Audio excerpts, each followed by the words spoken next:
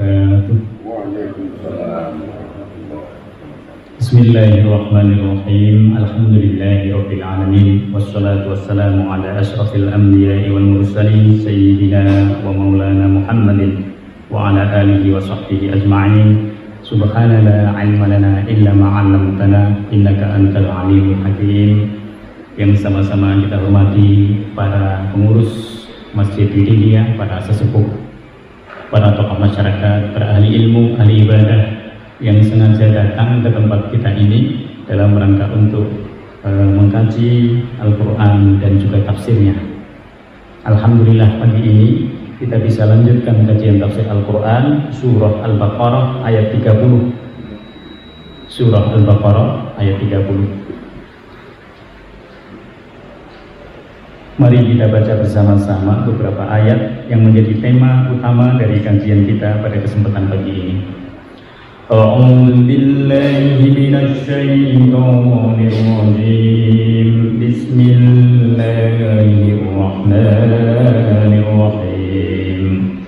Wa idz qala rabbuka lil malaikati inni ja'ilun fil ardi khalifah qalu ataj'alu fiha man yufsidu fiha wa yasfiku ad-dima' wa nahnu nusabbihu bihamdika wa nuqaddisu lak qala inni a'lamu ma la ta'lamun wa 'allama adama al-asma'a kullaha thumma 'aradahum 'ala al-mala'ikati faqala anbi'uni bi asma'i ha'ula'i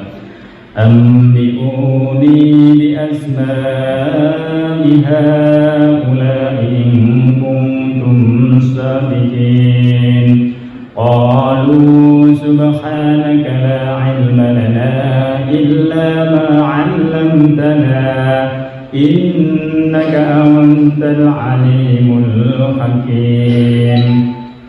Qala ya Adam anbi'hum bi asma'ihim falamma anba'ahum bi asma'ihim qala alam aqul lakum inni a'lamu ghaibas samawati wal ardh wa a'lamu ma tubduna wa ma kuntum taktumun. Wa idh qulna lil malaikati isjudu li adama fasajadu illa iblis aba wastakbara kana minal kafirin. Wa qulna ya Adam uskun anta wa zawjuka al-jannata wa kula minha ragadan haythu syi'tuma wa la taqraba hadhihi ash-shajarata fatakuna minadh-dhalimin. فأزلهما الشيطان عنها فأخرجهما مما كانا فيه وقلنا اهبطوا بعضكم لبعض عدو ولكم في الأرض مستقر ومتاع إلى حين فتلقى آدم من ربه كلمات فتاب عليه إنه هو التواب الرحيم. قلنا اهبطوا منها جميعا فإما يأتينكم مني هدى فمن تبع هداي فلا خوف عليهم ولا هم يحزنون والذين كفروا وكذبوا بآياتنا أولئك أصحاب النار هم فيها خالدون. Sadaqallahul azim. Bismillahirrahmanirrahim. Wa idh qala, dan ingatlah ketika berkata siapa yang berkata ataupun berfirman, Rabbuka Tuhanmu, lil malaikati kepada para malaikat. Ayat ini, tema ini kita bicarakan setelah minggu yang lalu Allah Subhanahu wa Ta'ala menjelaskan bahwa yang menciptakan alam semesta, langit dan bumi, bahkan nanti yang menciptakan surga dan neraka itu adalah Allah.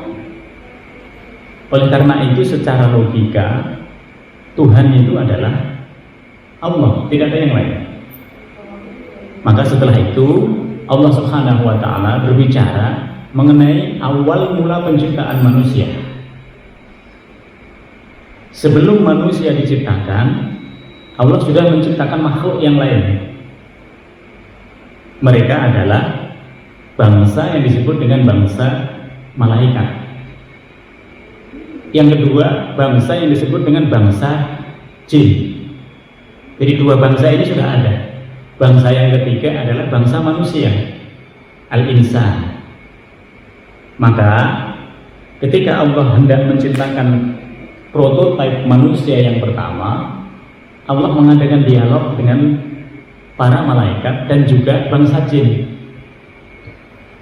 Tapi yang di sini yang disebut hanya malaikatnya. Nanti ada rahasianya. Kenapa yang disebut hanya malaikat? Maka pada ayat ini Allah Subhanahu wa Ta'ala berfirman, wa idh qala, dan ingatlah ketika berkata Rabbuka Tuhanmu lil malaikati kepada para malaikat. Apa firman-Nya Allah? Inni ja'ilun fil ardi khalifah. Aku, kata Allah, hendak menjadikan khalifah di muka bumi ini. Jadi sudah ada langit, sudah ada bumi. Malaikat itu adalah makhluk yang bertempat di atas, di langit. Dan di atas itu ada surganya Allah Subhanahu wa Ta'ala. Bangsa jin juga begitu. Mereka berada di atas dulu awal mulanya. Tetapi Allah Subhanahu wa Ta'ala memberikan kemampuan yang luar biasa kepada keduanya. Keduanya itu bisa turun ke bumi. Maka sebelum manusia menyembah Allah di depan Ka'bah, bertawaf di situ, malaikat sudah melaksanakan tawaf di situ. Jadi tempat sujud yang ada di bumi itu sudah ada. Oleh sebab itu, ketika Allah ingin menjadikan khalifah, manusia itu sebagai khalifah, Allah menyatakan kepada malaikat, inni ja'ilun fil ardi khalifah. Apa tanggapan para malaikat? Para malaikat mengatakan, qalu, mereka berkata, ataj'alu fiha, apakah engkau akan menjadikan di dalam bumi itu may yufsidu fiha wa yasfikud dima, yaitu makhluk yang senantiasa merusak, may yufsidu fiha, dia merusak bumi, wa yasfikud dima, dan dia menumpahkan darah. Pertanyaannya adalah, dari mana malaikat bisa mengatakan seperti itu? Maka para ulama tafsir berbeda pendapat. Siapa yang melakukan perusakan dan pertumpahan darah di muka bumi sebelum Allah Subhanahu wa Ta'ala menciptakan manusia, sehingga malaikat bisa merefer apa yang ada di bumi itu untuk disampaikan kepada Allah Subhanahu wa Ta'ala.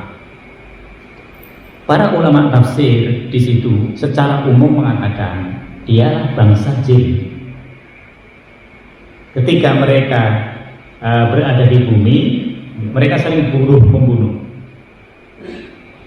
Di dalam banyak tafsir tidak dijelaskan secara detail. Satu-satunya tafsir yang menjelaskan dari berbagai riwayat, baik riwayat itu dari Yunani dan dari tempat-tempat yang lain yang memiliki peradaban yang lebih lama daripada peradaban Islam, maka mereka mengatakan memang di situ diceritakan di dalam bukunya orang-orang Yunani ada khurafat. Khurafat itu sesuatu yang diyakini tapi tidak jelas sumbernya. bahwa yang melakukan perusakan di muka bumi ini ada sebagian menyebut Hayyan bin Bayyan. Kemudian ada yang menyebut juga yang melakukan kerusakan di bumi ini dalam tradisi Yunani disebut dengan Titan. Nanti dalam tradisi yang lain, dalam agama terdahulu, agama-agama kuno di dahulu juga disebut bahwa yang melakukan perusakan di bumi itu adalah, di sini dikatakan al-hin wal bin, bihai muhmalah maksurah wa nunin fil awal, al-hin dan al-bin. Jadi riwayat-riwayat tentang makhluk yang melakukan kerusakan di muka bumi ini sebelum manusia itu sudah ada, sebagaimana tadi dikatakan oleh malaikat di hadapan Allah Subhanahu wa Ta'ala. Oleh sebab itu para ulama menyatakan, apa sih yang disebut dengan khalifah itu? Allah ingin menjadikan manusia sebagai khalifah. Secara bahasa, khalifah itu adalah sekelompok makhluk yang mengganti kelompok yang lainnya. Maka nanti keberadaan manusia ini diciptakan oleh Allah Subhanahu wa Ta'ala sebagai khalifah supaya kehidupan bumi itu bisa lebih baik daripada sebelumnya. Maka manusia diciptakan oleh Allah dengan fungsi utama sebagai khalifah. Maka para ulama kemudian menambahkan, khalifah itu adalah makhluk yang di dalam melakukan semua perbuatannya didasarkan pada ketentuan Allah. Maka kalau ada manusia tidak iman kepada Allah, membuat kerusakan di muka bumi, sukanya berperang, menumpahkan darah dalam mencari kekuasaan, dia bukan khalifah.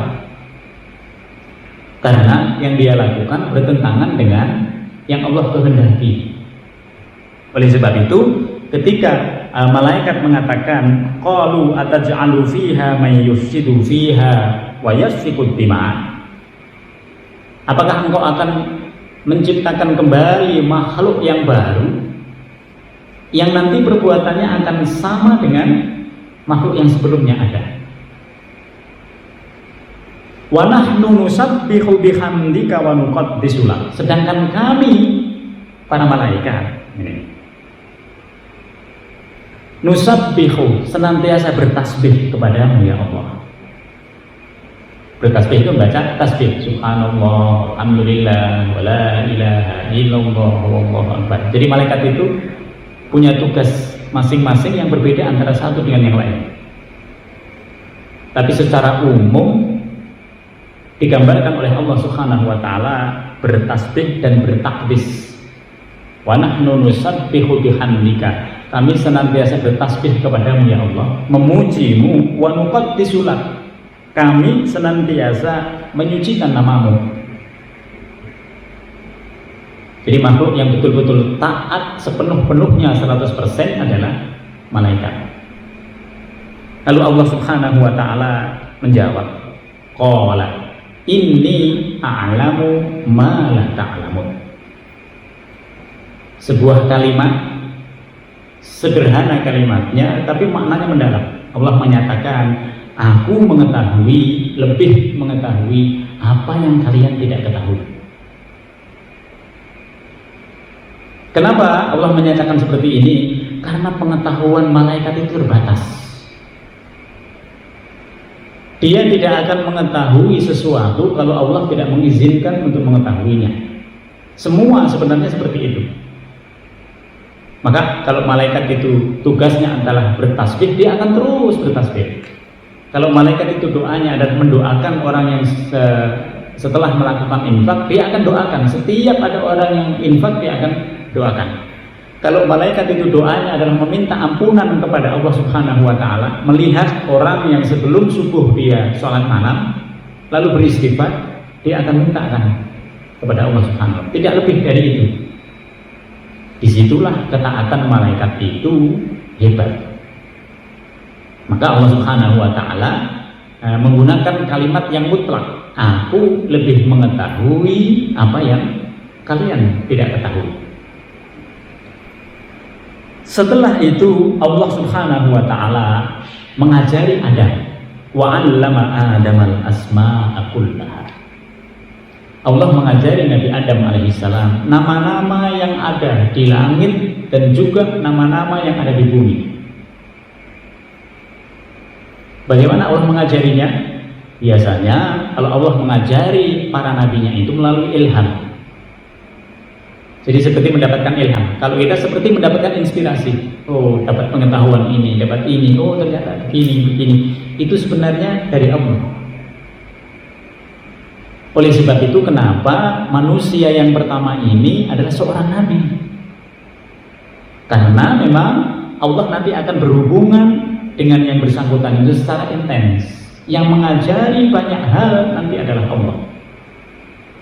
Maka kalau kita sekarang mendapatkan ilmu banyak, itu yang kita rasa ilmu itu kita cari, sebenarnya asal muasal semua ilmu itu dari Allah. Maka di sini dikatakan wa 'allama Adamal asma'a kullaha. Allah mengajari semuanya. Dan hebatnya manusia itu karena dia diberikan akal oleh Allah Subhanahu wa taala, dia bisa menyerap semua ilmu itu. Ini hebatnya manusia.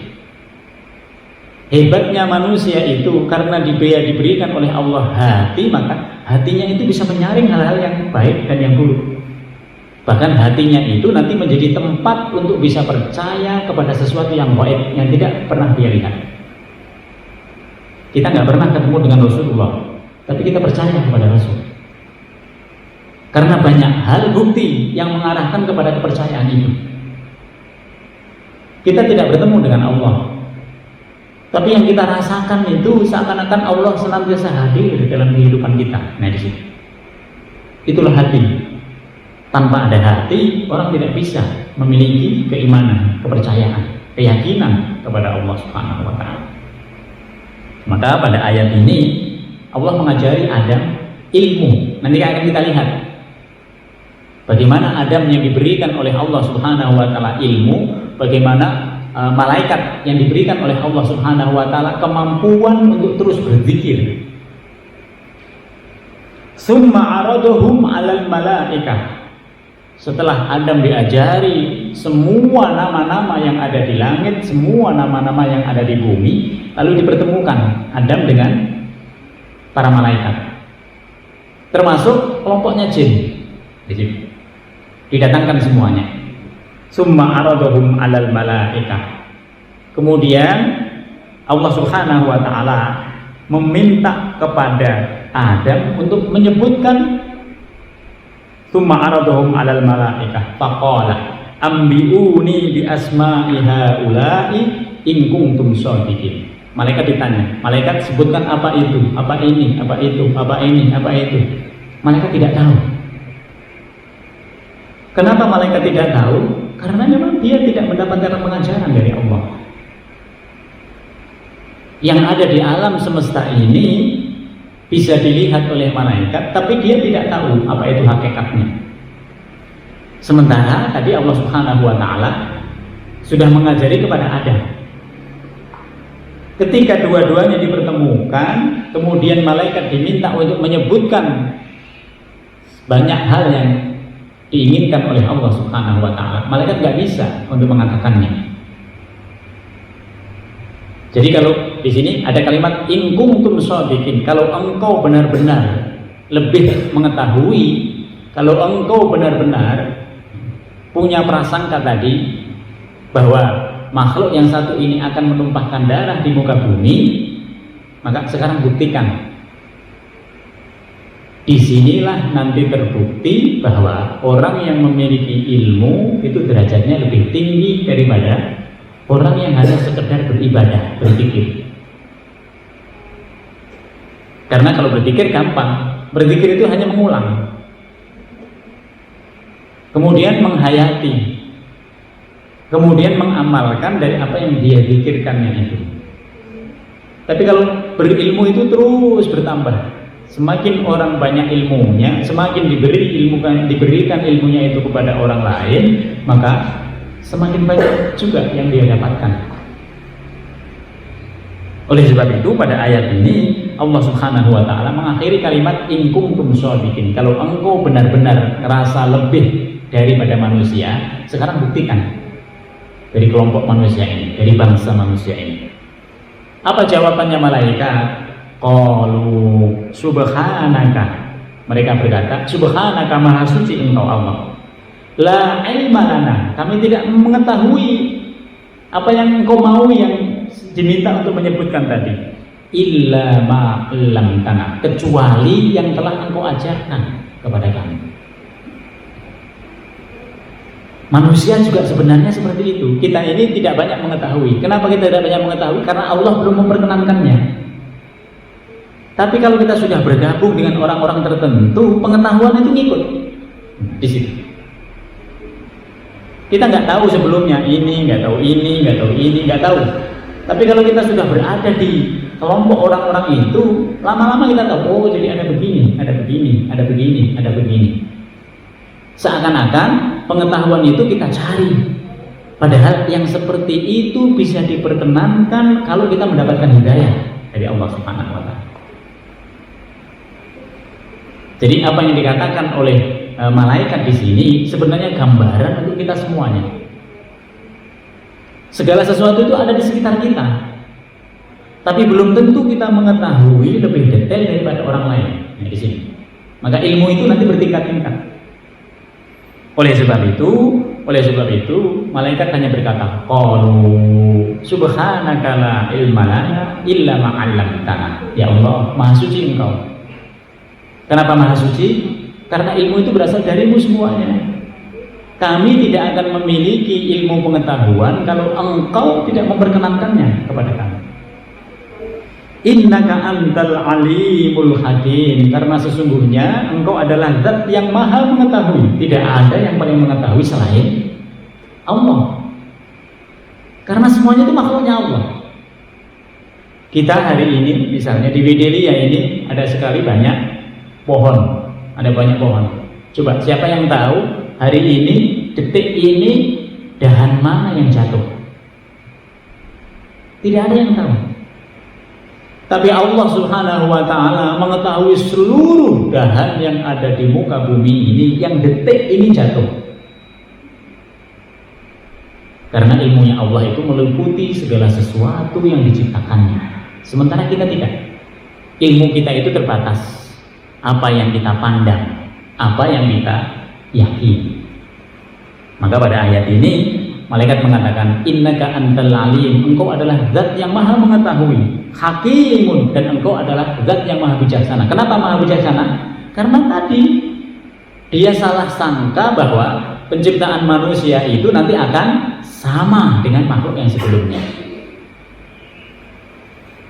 Maka Allah itu setiap menciptakan segala sesuatu ada kebijaksanaannya. Contoh, kita punya anak, Pak. Anak pertama dengan yang kedua ini bisa beda, walaupun bapak dan ibunya sama.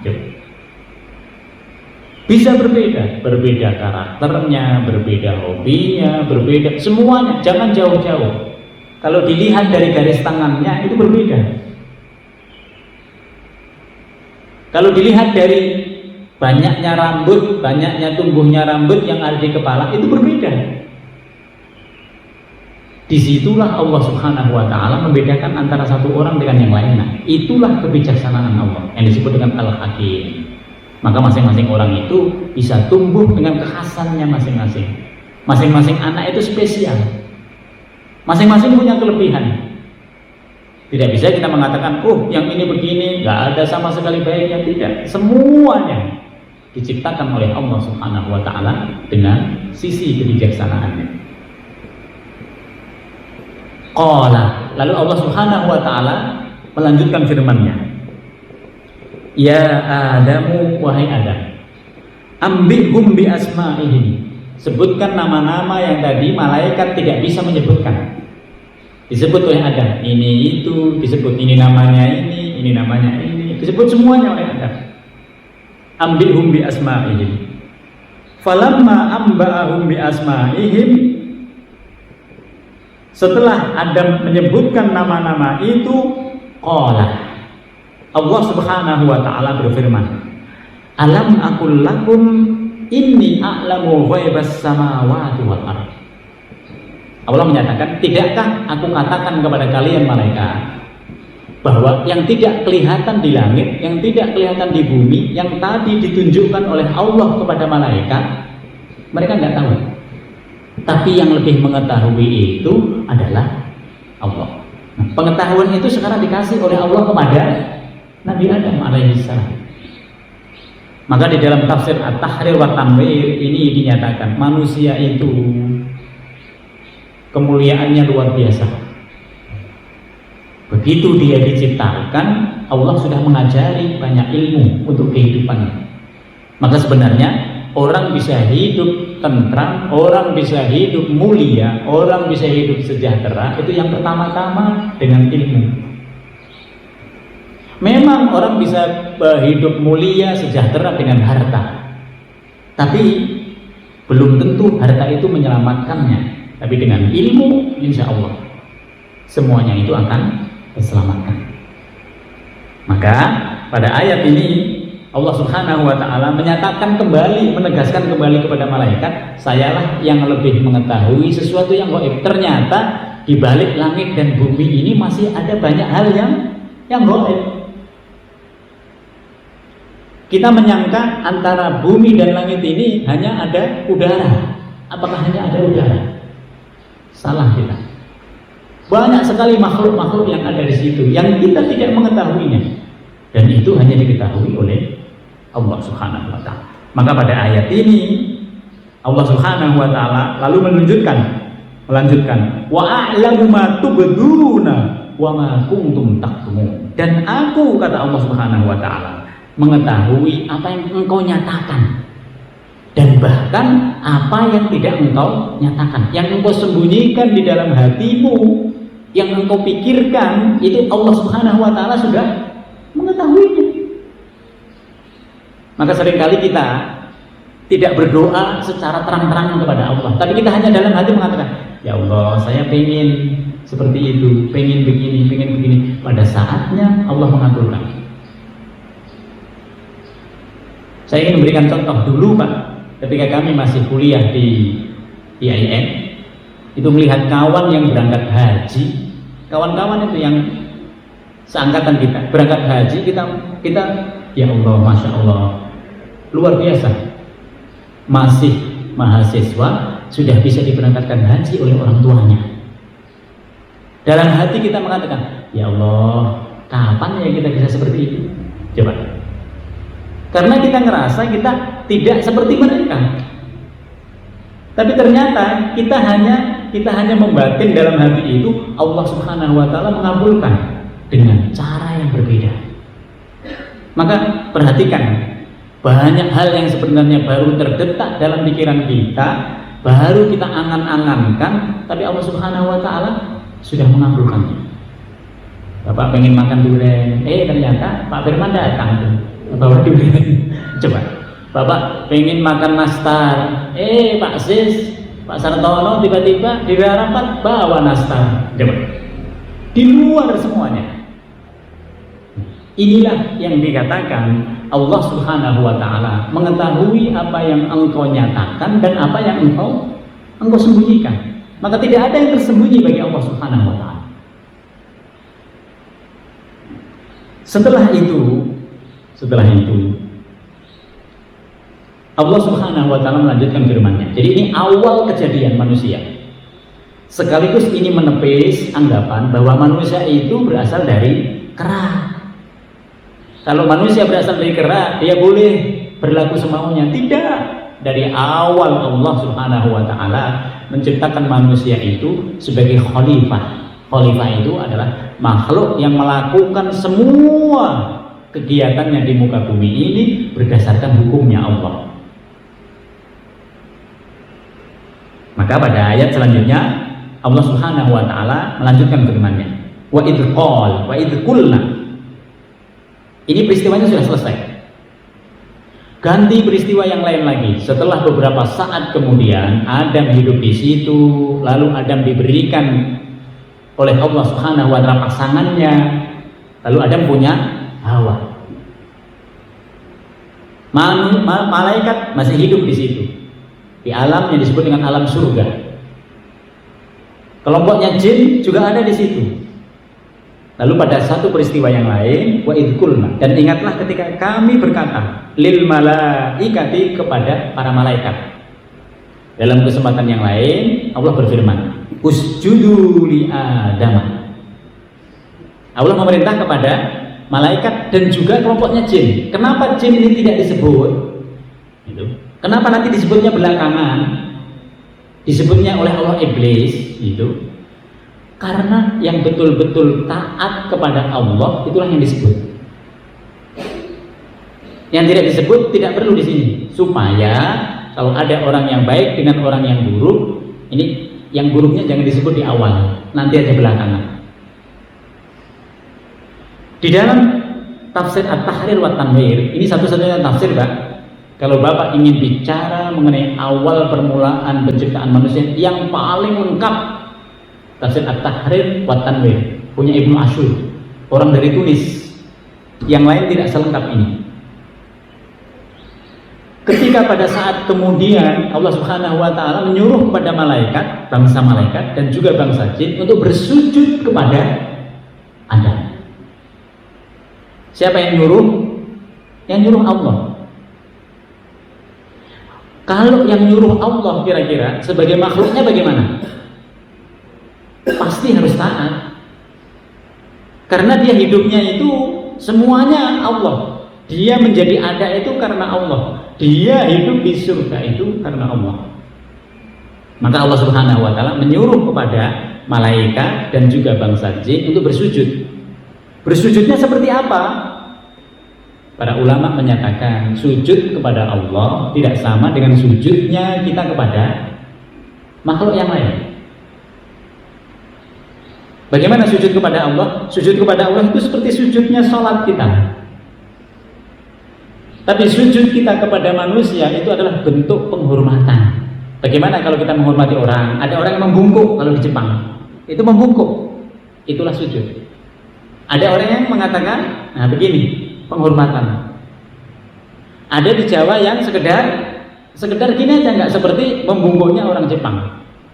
Itulah yang diperintahkan oleh Allah Subhanahu wa taala kepada malaikat dan juga kepada bangsa jin. Kenapa Allah memerintahkan seperti itu? Pertanyaannya. Ini yang tidak dapat di dalam tafsir yang lain, Pak. Karena tadi Allah Subhanahu wa taala sudah memberikan kemuliaan kepada Adam dengan ilmu. Oleh sebab itu yang lain itu harus memberikan ta'zim kepada Adam. Usjudu li Adam. Bersujudlah kalian semua makhluk Allah. Di situ ada 3 bangsa. Bangsa malaikat, bangsa jin, bangsa manusia. Usjudu li Adam. Muliakan Adam. Kasih penghormatan kepada Adam. Muliakan dia. Apa yang terjadi? Fasajadu, semua malaikat mau mengikuti perintahnya Allah. Yang nggak mau siapa? Illa iblis. Yang nggak mau itu adalah iblis. Selama ini kita mengatakan iblis itu berbeda dengan istilahnya sama. Iblis, setan sama jin. Ini satu bangsa. Bangsanya itu bangsa jin. Kalau bangsa jin ini maksiat kepada Allah Subhanahu wa taala dan sama sekali tidak taat kepada Allah sejak disuruh oleh Allah untuk bersujud kepada Adam, inilah iblis. Terus dia akan memusuhi Adam. Terus dia akan bermaksiat kepada Allah. Maka saya dapat ilmu baru dari Tahrir wa Tanwir ini. Dari semua kelompok jin ini, makhluk yang pertama yang diciptakan oleh Allah itu namanya iblis. Dari kelompok manusia itu, makhluk yang pertama namanya Adam. Oleh sebab itu, ketika semua malaikat ini menyembah, mau dia memberikan takdimnya kepada Adam alaihissalam, iblis gak mau. Sementara setan itu apa? Setan itu sifat. sifat keburukan itu entah dilakukan oleh siapapun, dia boleh disebut dengan setan. Maka kita boleh menyebut manusia yang perlakuan yang buruk, yang tidak taat kepada Allah, yang bejat akhlaknya dengan setan lo, gitu, setan lo. Karena perbuatannya, sifat-sifatnya ini adalah sifat-sifat setan. Tapi kita nggak boleh bilang iblis lo, lain dia. Karena iblis itu adalah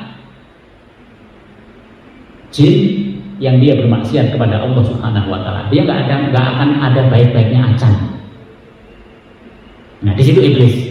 Maka iblis ini tidak mau semua malaikat mengikuti perintahnya Allah. Iblis nggak mau. Kenapa dia tidak mau? Ini pertanyaannya. Aba. Yang pertama dikatakan aba. Dia itu menolak perintahnya Allah. Coba. Dia lupa ini yang memerintahkan itu adalah Allah.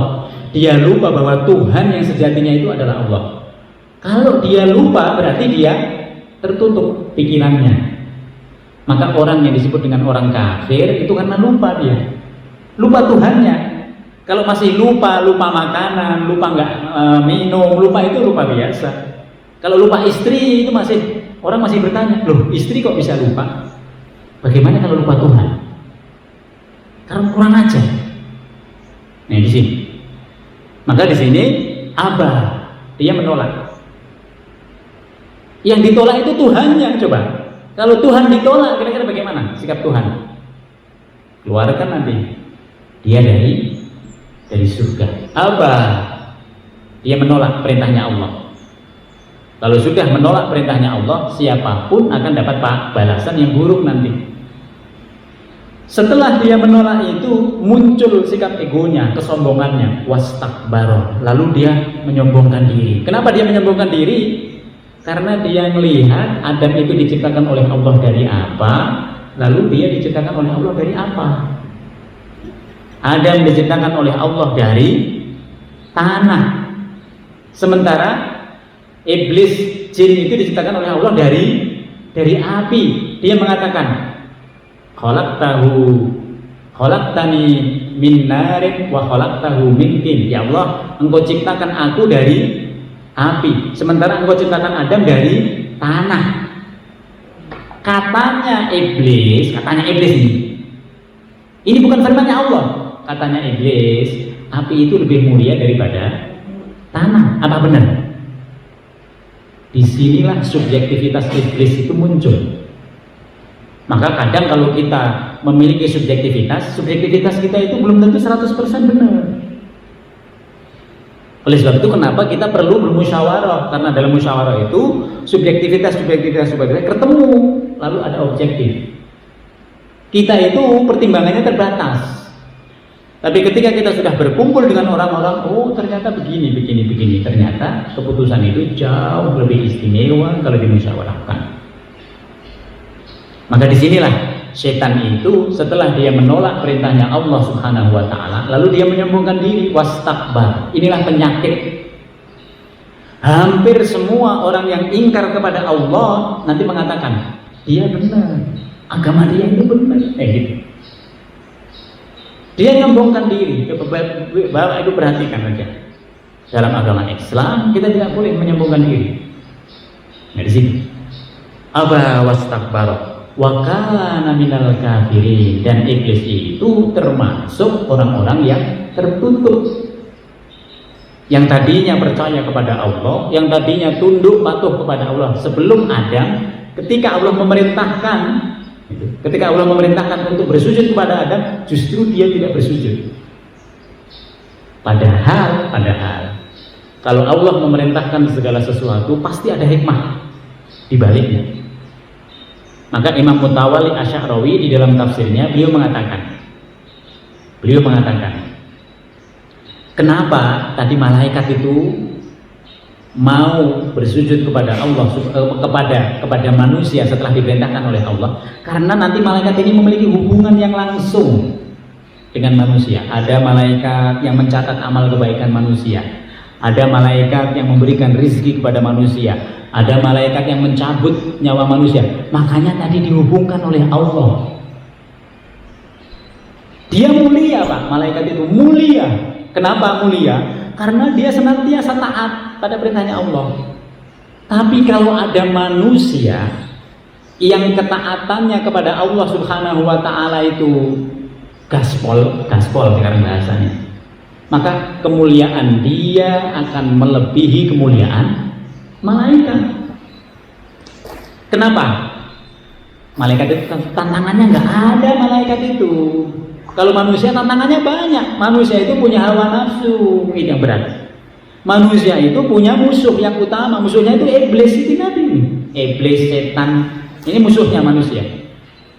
Oleh sebab itu, kalau manusia itu berada dalam ketaatan kepada Allah Subhanahu wa taala, dia kemuliaannya lebih tinggi daripada iblis karena tantangannya lebih tinggi. Buktinya mana? Ketika Nabi Isra Mi'raj bersama malaikat Jibril, bersama malaikat Jibril, dibawa oleh malaikat Jibril. Begitu sampai di langit ketujuh, mau ke Sidratul Muntaha, mau menghadap Allah Subhanahu wa taala, apa perkataannya Jibril di situ? Jibril mengatakan, "Ya Muhammad, untuk naik kepada tingkat yang satu lagi yang tertinggi itu hanya engkau yang bisa." Nah di sini.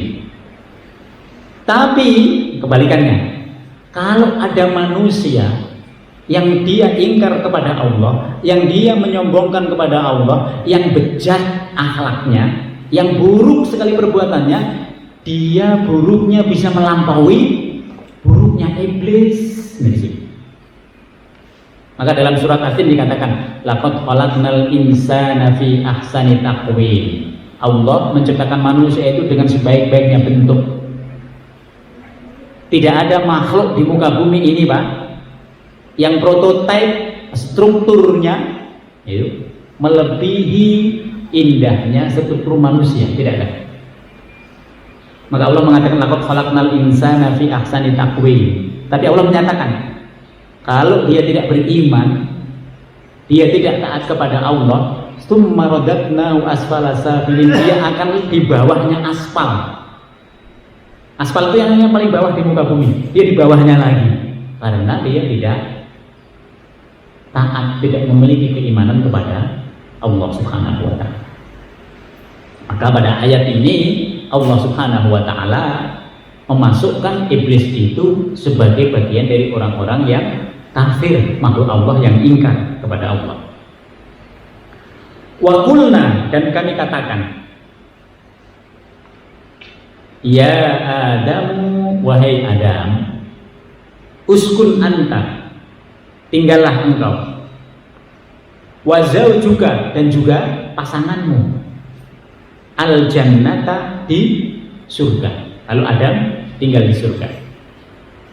Setelah peristiwa itu Allah memperkenankan Adam dan Hawa untuk tinggal di situ. Wa kula minha ragadan haitsu syi'tuma. Lalu Allah menyatakan, makanlah dengan nikmat berbagai makanan yang ada di surga itu. Apa itu surga? Surga itu jannat. Jannat itu apa? Kebun-kebun yang kalau kita berada di dalamnya, orang yang di luar itu nggak bisa melihat kita. Kebun-kebun yang rindang, di dalamnya penuh dengan aneka macam buah, mau buah apa saja tersedia di situ. Ini surga. Allah memperkenankan Adam untuk tinggal di situ. Makanlah apa saja, kata Allah Subhanahu wa taala. Wala taqraba hadhihi syajarah. Jangan engkau deketi pohon yang satu ini. Jadi yang dilarang itu cuma satu. Makanya para ulama nanti berbeda pendapat. Surga ini surga yang mana ya? Nah, di situ. Kita kan nggak sampai, Pak, membicarakan seperti itu. Tapi dalam tafsir dibicarakan. Ini surga yang mana? Apakah surga ini adalah surga yang akan kita tempati, yang nanti menjadi surga yang abadi? Sehingga hidup kita ini sebenarnya mewarisi Adam yang sudah pernah tinggal di surga itu, lalu kita akan tinggal ke sana lagi. Atau surga ini adalah bagian yang ada di langit yang sengaja diciptakan oleh Allah Subhanahu wa taala supaya Adam tinggal dulu di situ. Surga transit. Kenapa para ulama bisa sampai muncul seperti itu? Karena di surga yang abadi nanti nggak ada larangan. Mau makan apa saja nggak ada larangan. Tapi di sini ada larangan. Ada satu yang dilarang. Wala taqrabu hadhihi syajarah. Jangan deketi pohon ini. Dalam Al-Qur'an, Pak, kalau ada perintah jangan deketi, itu lebih bahaya daripada langsung. Kenapa? Karena itu fatal. Di sini ada mesin penggiling, Pak. Mesin penggiling. Kita semua mengatakan kepada anak, jangan dekat-dekat ke situ. Ada yang nyelonong sampai masuk ke situ. Apa yang terjadi? Habis itu anak. Sama. Maka dalam Al-Quran ketika Allah mengatakan jangan engkau deketi, itu karena bahayanya yang ada di dalamnya itu fatal. Sudah melampaui batas. Allah memperkenankan semua makanan yang ada di situ, semua buah-buahan yang ada di situ. Yang tidak boleh itu cuma satu. Ini gambaran. Di dunia ini yang halal itu banyak. Banyak, yang halal itu banyak. Yang diharamkan itu hanya sedikit. Tapi orang-orang yang pikirannya pengen keluar dari perintahnya Allah selalu nyari yang sedikit ini dicoba-coba sama dia. Nah di situ. Sama nanti dengan Nabi Adam alaihissalam. Ketika semua diperbolehkan oleh Allah, satu yang tidak boleh, wala taqrabu hadhihi syajarah. Kenapa? Fatakuna minadz zalimin. Engkau akan menjadi orang yang zalim di situ. Engkau akan menjadi orang yang aniaya. Baik aniaya kepada dirimu sendiri maupun aniaya kepada Allah Subhanahu wa taala. Jadi Allah sudah ngasih warning di situ. Sudah ngasih peringatan. Fa azallahuma syaitanu anha. Lalu setan memperdayakan. Fa azallahuma kepada keduanya. Jadi setan mendekati Adam dulu. Ternyata nggak bisa. Didekati istrinya. Sama dengan kita, Pak. Kalau ada orang mau nyokok kita, bapaknya nggak bisa disogok, ya udah istrinya. Kan banyak ini. Istrinya nggak bisa disogok, kira-kira siapa ya? Anaknya. Anaknya nggak bisa disogok, kira-kira siapa? Itu orang yang paling dekat itu di situ. Inilah setan. Maka setan ini fa'azallahuma syaitanu anha. Lalu setan berhasil memperdayakan keduanya. Anha dari mana? Dari surga. Diperdayakan. Kenapa nanti setan mengatakan, Adam, itu buah yang dilarang oleh Allah Subhanahu wa taala. Itu justru yang membuat engkau akan kekal di surga, dibalik sama dia. Sama kalau ada minuman khamr, minuman khamr itu yang paling top, gitu. Itu yang paling jos, gitu. Dibuat-buat. Jadi di branding dia, yang buruk itu menjadi baik. Setan juga seperti itu. Fa'azallahuma syaitanu anha. Setelah kemudian Hawa itu merengek-rengek kepada Adam sudah tidak tahan lagi. Nah, kan ini bahaya. Kalau istri sudah merengek-rengek kepada suaminya, suaminya gimana, Pak, kira-kira? Aduh, itu udahlah. Nah di situ. Semoga yang ngerengek-rengeknya ini tidak berkaitan dengan hal-hal yang dilarang oleh Allah. Kalau ngerengek-rengeknya cuma pengen makan di fresh market, gampang itu. Nah, gitu. Kalau ngerengek-rengeknya pengen ke mall, mungkin gampang. Tapi kalau ngerengek-rengeknya nanti bertentangan dengan diperintahkan oleh Allah Subhanahu wa taala, ntar dulu. Kalau ada menuruti apa yang dimaui oleh Hawa. Setelah itu apa? Fa akhrajahuma mimma kana fi. Lalu Allah Subhanahu wa taala, karena tadi sudah yang dilarang ini dilanggar oleh Adam dan juga Hawa, dikeluarkanlah keduanya itu dari semua kenikmatan yang ada di surga. Di sini manusia itu sering khilaf. Maka di sini dikatakan al-insanu mahallul khata' wan nisyan. Kita ini sudah bersama orang-orang yang baik, Pak. Tapi bisa saja khilaf. Tiba-tiba kemana itu? Aduh, kita berbuat kesalahan. Ini manusia. Kenapa bisa seperti itu? Setan ini tadi yang kuat untuk mempengaruhi kita. Maka Nabi Adam alaihissalam bersama Hawa dikeluarkan. Fa'akhrajahuma mimma kana fi, mulai dikeluarkan dari surga. Wa qulna bitu ba'dukum li ba'din adu. Ini sifat nanti setelah Di surga itu Pak, di surga, kalau kita masuk surga, tidak ada orang yang saling iri. Tidak ada orang banding-bandingin, oh bapak ini gini-gini lebih enak ya, enggak ada. Semua orang ridho. Tapi sudah keluar dari surga ini yang terjadi. Begitu Nabi Adam dikeluarkan oleh Allah dari surga bersama Hawa, apa yang terjadi? Kulnah bitu ba'dukum libatin adu. Turun kamu dari surga. Sebagian dari kalian nanti akan saling bermusuhan dengan sebagian yang lain, itu pasti. Kita Pak, kalau tidak karena agama, sulit untuk dipersatukan. Kita ini akan saingan. Di klaster ini kalau tidak ada agama, udah. Orang akan saingan, semuanya akan saingan. Orang akan bermusuh-musuhan satu sama lain. Dimulai dari saingan dulu, dimulai dari menang-menangan. Nah, di sini. Maka di sini dikatakan oleh Allah Subhanahu wa taala, kulnah bitu ba'dukum libatin adu. Jadi antara manusia ini akan saling menjadi musuh bagi yang lain. Ini sudah nyata. Di dalam tafsir At-Tahrir wa Tanwir dikatakan juga, bukan hanya sesama manusia, tapi kita juga akan bermusuhan terus dengan iblis dan setan tadi. Maka dalam Al-Quran nanti Allah mengatakan, innahu lakum aduwwum mubin. Musuh yang paling nyata manusia itu adalah iblis, setan yang gak kelihatan. Kalau iblis itu adalah bangsa dari jin yang ingkar kepada Allah, kalau setan bisa berasal dari manusia Pak. Ini ada kawan kita bilang, ntar itu uang yang itu ambil aja, kan gak ada yang tahu. Ini setan. Ini setan, cuman bentuknya manusia. Semua hal-hal yang buruk yang bertentangan dengan apa yang diberitakan oleh Allah dalam Al-Quran itu setan. Jadi kalau kita ada orang begitu bilang setan lo, itu sebenarnya nggak apa-apa.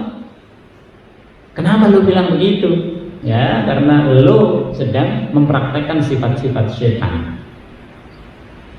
Tapi tidak disebut iblis lo. Iblis itu lain lagi di bangsanya. Dia bangsa di sana dia. Nah di sini, maka Nabi Adam alaihissalam dikatakan oleh Allah, ini anak keturunanmu nanti akan bermusuh-musuhan. Bapak bisa lihat nanti Qabil dan Habil bermusuhan. Anak-anak kita kalau dibiarkan hidup apa adanya bermusuhan, maka harus diatur. Ini begini, ini begini, ini begini. Nanti bapak begini. Karena anak-anak ini bisa iri kepada bapaknya. Kenapa bapak memperlakukan ini begini, memperlakukan ini begini? Gitu. Dikasih tahu, keadilan itu tidak mesti sama. Sekarang yang butuh biaya yang besar yang ini dikasih memang uang. Kalau ini lagi pergi kemana dikasih sesuai dengan kebutuhannya. Yang ada di rumah juga dikasih. Cuman proporsional dia, tidak mesti sama. Nah, seperti itu. Jadi yang sifat-sifat yang begini ini penting dalam keluarga. Supaya apa? Supaya tidak kelihatan bahwa bapaknya itu tidak adil kepada anak-anaknya. Ini masalah. Maka di sini dikatakan ba'dukum libatin adu. Walakum fil ardi mustaqar. Kalian nanti berada di bumi itu akan tinggal sementara. Mustaqar itu kalian akan bisa menikmati. Tapi walakum fil ardi mustaqar. Jadi kita ini Pak tinggal di bumi ini akan mendapatkan kenyamanan. Istiqrar. Istiqrar itu tempat yang kalau kita mendapatkan kenikmatannya kita akan nyaman. Kalau Bapak diberikan banyak harta, Bapak akan nyaman. Bapak diberikan rumah yang bagus, Bapak akan nyaman. Tapi kenyamanan itu bukan kenyamanan yang abadi. Kenyamanan abadi itu bukan di sini. Oleh karena itu orang Islam itu adalah orang yang menikmati kenyamanan setelah dia berlelah-lelah di dalam beribadah kepada Allah Subhanahu wa taala. Berbeda dengan yang tidak beragama Islam, Pak. Yang tidak beragama Islam itu ini segala-galanya. Maka Allah mengatakan mustaqar. Mustaqar itu tempat yang memberikan kenyamanan tapi tidak akan dia abadi. Maka boleh kita berwisata, boleh kita menikmati kenikmatan yang diberikan oleh Allah, boleh kita memakai baju-baju yang bagus, boleh. Tapi itu tidak segala-galanya. Yang segala-galanya nanti di surganya Allah Subhanahu wa taala. Wa mata'un. Mata itu kenikmatan. Di dunia ini banyak sekali kenikmatan. Tapi ilahin, kenikmatannya itu terbatas.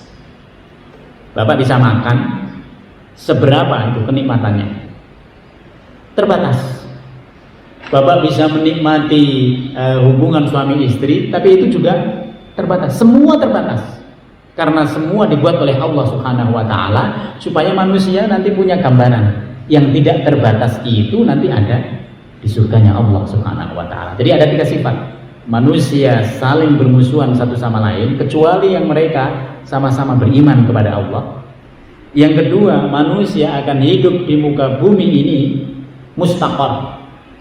Dia akan hidup menikmati kehidupan di bumi, tapi dia bukan abadi. Wa mata, manusia dapat menikmati kehidupan di bumi ini, tapi semuanya diberikan batasan oleh Allah Subhanahu wa taala. Fatalaqa Adamu mir rabbih kalimat. Lalu setelah Nabi Adam tadi memakan buah yang disebut dengan buah khuldi tadi, Nabi Adam mendapatkan ilham dari Allah Subhanahu wa taala. Fatalaqa Adamu min rabbih kalimat. Adam mendapatkan ilham. Ilhamnya apa? Ilhamnya adalah untuk bertaubat kepada Allah Subhanahu wa taala. Jadi Nabi Adam nyesal. Ini bedanya iblis tadi dengan manusia. Manusia kalau dia sudah berbuat buruk, kalau dalam hatinya ini masih diberikan oleh Allah Subhanahu wa taala kejernihan hati, kebaikan hati, dia akan nyesel. Ada orang nggak pernah berdusta. Begitu sekali berdusta, dia akan, ya Allah, saya tadi berdusta, nyesel dia. Ada orang yang semula orang baik-baik melakukan perbuatan zina, sekali dia melakukan perbuatan zina, dia akan menyesal setelah itu. Semua manusia sebenarnya punya tabiat seperti itu. Kenapa ada yang sudah mencuri berkali-kali tapi dia tidak menyesal? Karena sudah jadi kebiasaan. Setan sudah menutupi nanti penyesalannya yang ada dalam hati manusia. Maka Nabi Adam setelah tadi ngerasa beliau itu bersalah kepada Allah Subhanahu wa taala, beliau langsung bertaubat. Taubatnya bagaimana? Rabbana dolamna anfusana wa illam taghfir lana wa tarhamna lanakunanna minal khasirin. Coba. Dia bertaubat kepada Allah Subhanahu wa taala. Fataba alaih. Nabi Adam bertaubat. Innahu huwat tawwabur rahim. Sesungguhnya Allah itu Maha penerima taubat dan juga Maha penyayang. Jadi kalau ada orang bertaubat, seberapapun dosanya, dipersilahkan. Allah membuka pintu taubat. Karena Allah Maha penerima taubat. Allah juga Maha penyayang. Maka kalau ada orang punya salah apapun, selama nafasnya itu belum nyampe di tenggorokan, boleh dia bertaubat. Kan ada cerita, seorang laki-laki sudah membunuh 99 orang, lalu datang kepada rahib. Rahib mengatakan, nggak bisa lagi tobatmu itu diterima, terlalu banyak yang engkau bunuh. Dibunuh juga itu rahibnya. Lalu dia datang kepada ulama. Ulama di situ, Allah masih membuka pintu taubatmu selama engkau mau melaksanakannya dengan sungguh-sungguh. Lalu di situ dia bertaubat. Dalam proses bertaubat itu dia meninggal dunia. Lalu malaikat bingung. Ini yang sudah dibunuh berapa ini langkahnya? Lalu langkah dia menuju taubat ini berapa? Ternyata masih banyak langkah dia menuju taubatnya. Sehingga atas rahmatnya Allah Subhanahu wa taala nanti lelaki ini dimasukkan ke dalam surga. Coba. Maka Nabi Adam alaihissalam juga begitu. Jadi tabiat manusia kalau dia bersalah harus minta maaf kepada manusia. Kalau kepada Allah dia harus bertaubat. Qulna bidu minha jami'a.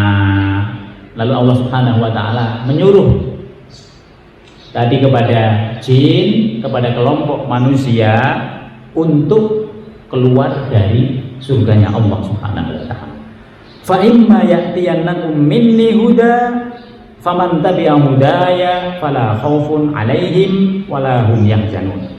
Kemudian jika benar-benar datang petunjukku kepadamu, petunjuknya Allah melalui apa? Melalui kitab, melalui wahyu yang diturunkan oleh Allah nanti kepada para nabinya. Maka dari Nabi Adam alaihissalam sampai Nabi Muhammad sallallahu alaihi wasallam itu selalu ada wahyu. Dan wahyu yang terakhir itu adalah yang kita kaji sekarang ini, Al-Quran. Maka ini luar biasa. Kalau Allah sudah menurunkan wahyu, Allah menyatakan faman tabi'a hudaya fala khaufun 'alaihim wala hum yahzanun. Mereka yang wahyu Allah sudah datang, Al-Quran sudah ada, lalu mengikuti Al-Quran itu, apa yang ada di dalamnya dijalankan, apa yang diperintahkan untuk dijauhi dilaksanakan. Allah mengatakan fala khaufun 'alaihim wala hum yahzanun. Dia nggak usah khawatir. Kenapa? Karena kehidupan dunianya akan dijamin oleh Allah, kehidupan akhiratnya akan dimasukkan oleh Allah ke dalam surga. Ini janjinya Allah. Maka mereka yang sudah beriman kepada Allah lalu beramal soleh, imannya itu dibuktikan dengan amal soleh, maka nggak usah khawatir. Allah sudah ngitung semua amalan kebaikan kita, nggak usah khawatir. La khaufun, jangan khauf, jangan takut. Walahum yahzanun, jangan bersedih hati. Karena dunia ini hanya sementara, kehidupan yang abadi itu adalah di akhirat. Oleh karena itu kesementaraan di dunia ini harus dimanfaatkan dengan sebaik-baiknya. Sebaliknya, walladzina kafaru, ini hukum yang akan berlaku. Adapun orang-orang yang ingkar kepada Allah, ingkar seperti tadi setan, gambarannya sudah ada. Yang beriman lalu bertaubat, gambarannya Nabi Adam alaihissalam. Mau ikut mana kita? Jadi pilihannya kepada kita. Walladzina kafaru, adapun orang-orang yang ingkar kepada Allah, wa kadzdzabu bi ayatina, dan mendustakan tanda-tanda kebesaran Allah. Tanda-tanda kebesaran Allah itu apa? Banyak sekali. Al-Quran ini adalah tanda-tanda kebesaran Allah. Alam semesta ini adalah tanda kebesaran Allah. Rizki kita itu tanda kebesaran Allah. Langit dan bumi ini, coba, mau diingkari, mau didustakan. Nah, orang-orang yang mendustakan seperti ini, kata Allah, ulaika ashabun nar, mereka lah sohib-sohibnya neraka. Sohib, Pak tahu sohib? Kalau kita punya sohib itu berarti itu kawan dekat itu. Berarti mereka akan menjadi penghuni neraka. Hum ashabun nar. Mereka itu adalah ulaika ashabun nar. Mereka itu adalah sohib-sohibnya neraka. Hum fiha khalidun. Mereka akan kekal, mereka akan abadi di dalamnya. Jadi Allah, kesimpulannya Bapak Ibu sekalian, Allah menceritakan kepada kita semua kejadian Nabi Adam alaihissalam. Tujuannya apa? Yang pertama, supaya kita bisa memahami bahwa banyak sekali rahmat yang diberikan oleh Allah itu kepada manusia. Sehingga Allah Subhanahu wa taala mengajari Nabi Adam yang tidak diajarkan kepada makhluk yang lain.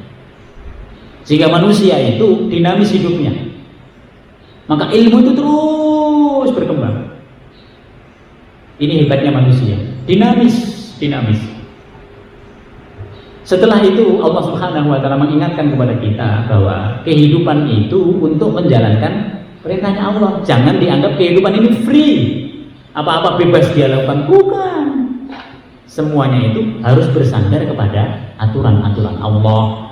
Aturan Allah itu ada dalam mana? Dalam Alkitab, dalam Al-Quran. Oleh karena itu tadi dikatakan oleh Allah, faman tabi'a hudaya, siapa yang mengikuti Al-Quran, menjalankan yang apa ada yang di dalamnya, mereka akan masuk surga. Sementara mereka yang mengingkari Al-Quran, mengingkari tanda-tanda kebesaran Allah yang ada pada dirinya, terutama kenikmatan yang diberikan oleh Allah kepada mereka, apa yang terjadi? Mereka akan menjadi penghuni dari nerakanya Allah Subhanahu wa taala. Ini Bapak dan Ibu sekalian, kurang lebih intisari dari surah Al-Baqarah, dari ayat ke 30 tadi sampai dengan ayat 39. Semoga Allah Subhanahu wa taala memudahkan kita semua untuk bisa memahami petunjuk yang ada dalam Al-Qur'an dan kemudian bisa mengamalkannya dalam kehidupan kita sehari-hari. Mari kita tutup dengan bacaan doa. Bismillahirrahmanirrahim. Alhamdulillahirabbil alamin. Hamdan na'imin hamdan syakirin hamdan yuafi ni'amahu wa yukafi mazidah. Ya Rabbana lakal hamdu kama yanbaghi li jalikal karim wa 'azimi sultanik. Allahumma barik lana fi majlisina hadha wa barik lana fi usratina wa barik lana fi dzurriyyatina wa barik lana fi ilmina rabbana innaka 'afuwwun karim tuhibbul 'afwa fa'fu 'anna. Subhanaka Allahumma bihamdika nashhadu an la ilaha illa anta nastaghfiruka wa natubu ilaik. Subhana rabbika rabbil izzati amma yasifun wa salamun alal mursalin walhamdulillahi rabbil alamin. Demikian, kalau ada hal-hal yang kurang berkenan, mungkin ada yang tidak pas, kami mohon maaf. Wal afu minkum. Wassalamualaikum warahmatullahi wabarakatuh.